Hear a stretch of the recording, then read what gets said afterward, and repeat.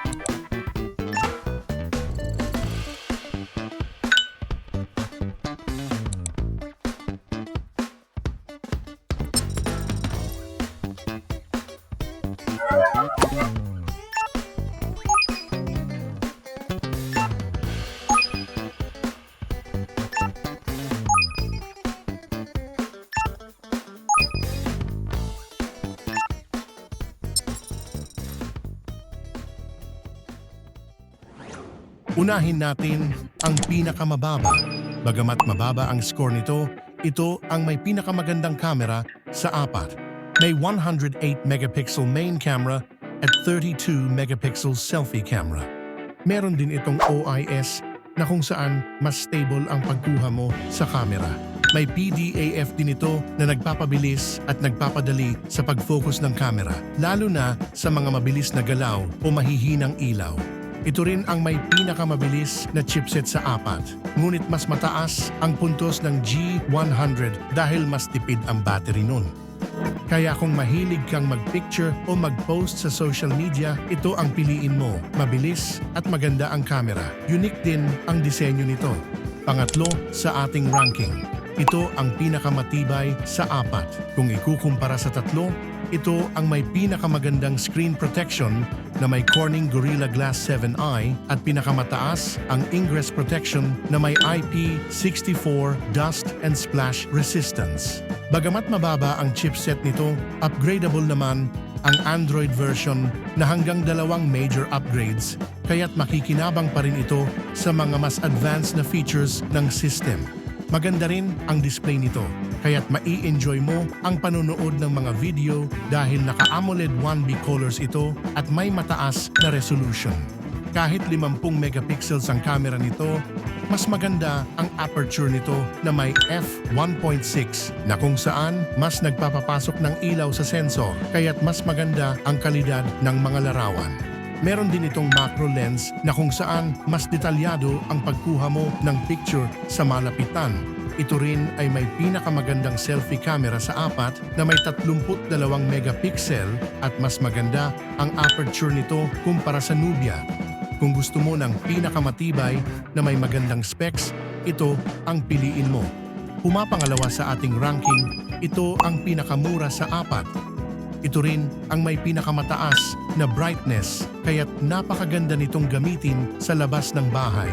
Maganda rin ang camera nito na may 108 megapixel main camera at may PDAF din ito na katulad sa Nubia. Mabilis ang chipset nito na may MediaTek Helio G100 at mas tipid pa sa battery. Katulad sa Itel, naka-AMOLED 1B colors ito at may mataas na resolution.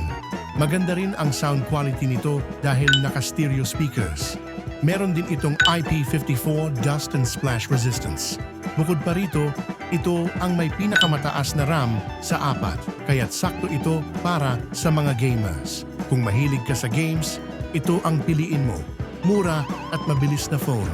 Nangunguna sa ating ranking, ito ang pinakabalanse sa 4. May magandang display, mataas na resolution, mabilis na chipset, upgradable na OS, at naka-stereo speakers pa. Maganda rin ang camera nito na halos katulad sa Itel, ngunit may dagdag na depth sensor na nagpapaganda ng portrait shots sa pamamagitan ng accurate na background blur at edge detection. Mabilis din ang charging speed nito, 33 watts wired, 10 watts reverse charging at bypass charging para maiwasan ang pag-init ng phone kapag naglalaro habang naka-charge. Bukod dito, matibay din ito dahil sa Corning Gorilla Glass at IP54 dust and splash resistance. Kaya kung hanap mo ay phone na balanse at halos meron ng lahat sa specs, ito ang piliin mo. Alin sa tingin mo ang pinakamaganda? I-comment nyo lang sa baba. Maaring mag-like, share at subscribe para sa iba pang mga gadget.